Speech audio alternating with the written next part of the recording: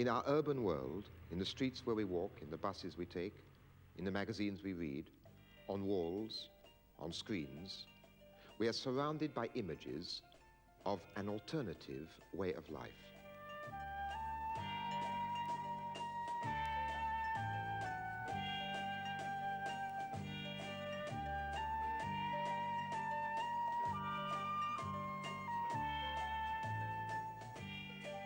We may remember or forget these images, but briefly we take them in, and for a moment they stimulate our imagination, either by way of memory or anticipation.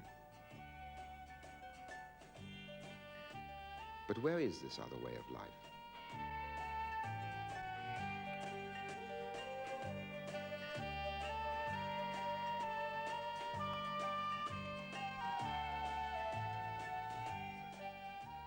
It's a language of words and images which calls out to us wherever we go, whatever we read, wherever we are.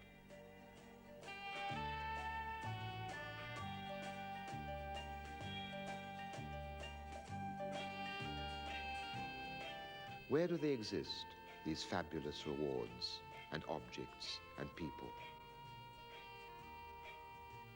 Where do they belong to? Here, there, or nowhere. They come with us everywhere. We take them away in our minds.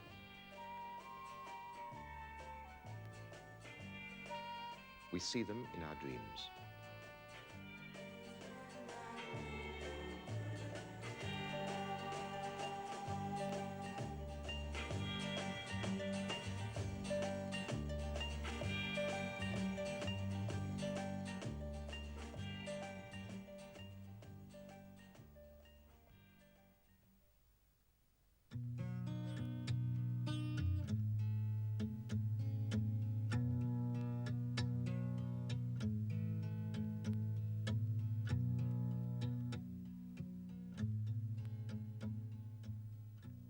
Publicity proposes to each of us in a consumer society that we change ourselves or our lives by buying something more.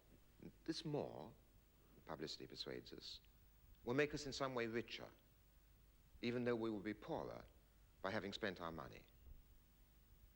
And publicity persuades us of this transformation by showing us people who have apparently been transformed and are, as a result, enviable. This state of being envied is what constitutes glamour. And publicity is the process of manufacturing glamour. Come forward more. Glamour is supposed to go deeper than looks, but it depends upon them utterly.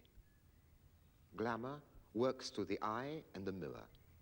Oh yes, this is Oliver of Vidaltas. Well, Oliver, I'm not a professional hairdresser.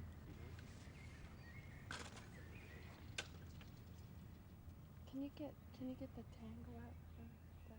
Glamour is for everybody who believes they can be glamorous, or perhaps more accurately, for everybody who finds that they cannot afford not to be glamorous. Yes. Keep the fringes free, Oliver. The setting in which glamour is here being created is an old one, a large country house, now turned into a public park. These parklands and trees were once laid out in the same spirit as the landscapes in oil paintings, in which idealized nymphs and goddesses played.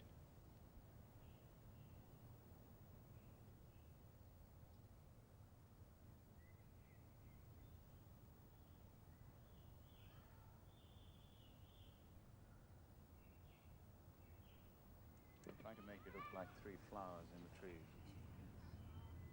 Come in a little bit more. Can you? No, you stay there. Yes. That's nice. Now, the model has taken the place of the goddess.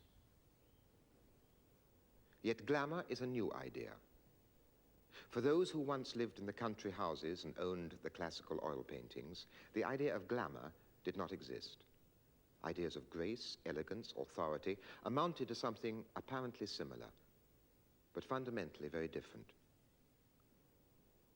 When everybody's place in society is more or less determined by birth, personal envy is a less familiar emotion. And without social envy, glamour cannot exist. Envy becomes a common emotion in a society which has moved towards democracy and then stopped halfway, where status is theoretically open to everyone, but enjoyed by only a few.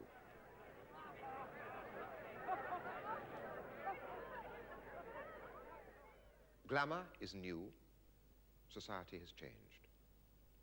But the oil painting and the publicity image have much in common. And we only fail to see this because we think of one as fine art and the other as commerce. Sometimes publicity impersonates a painting. Boys are posed to match the boyhood of Raleigh. Real people pose, like the figures in Manet's Déjeuner sur l'herbe. A man dresses up to look like a portrait by Hals. Sometimes works of art are used to give prestige to a publicity scene. A doodle by Michelangelo. A painting by Rubens.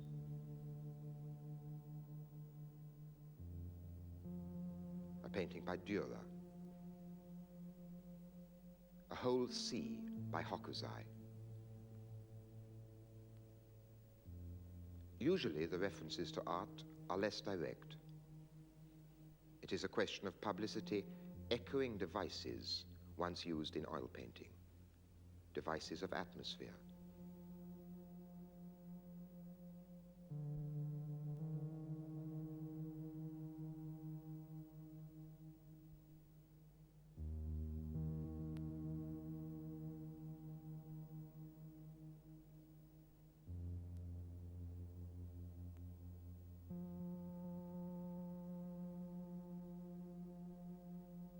Settings.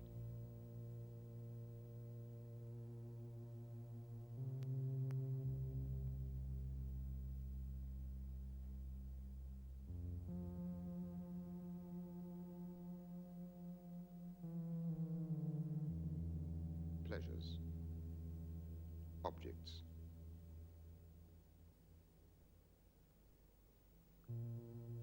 Poses.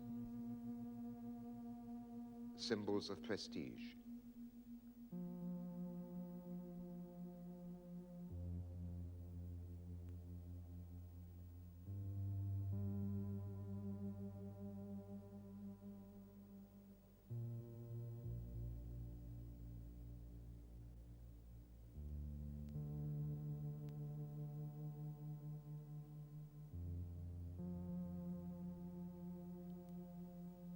Gestures.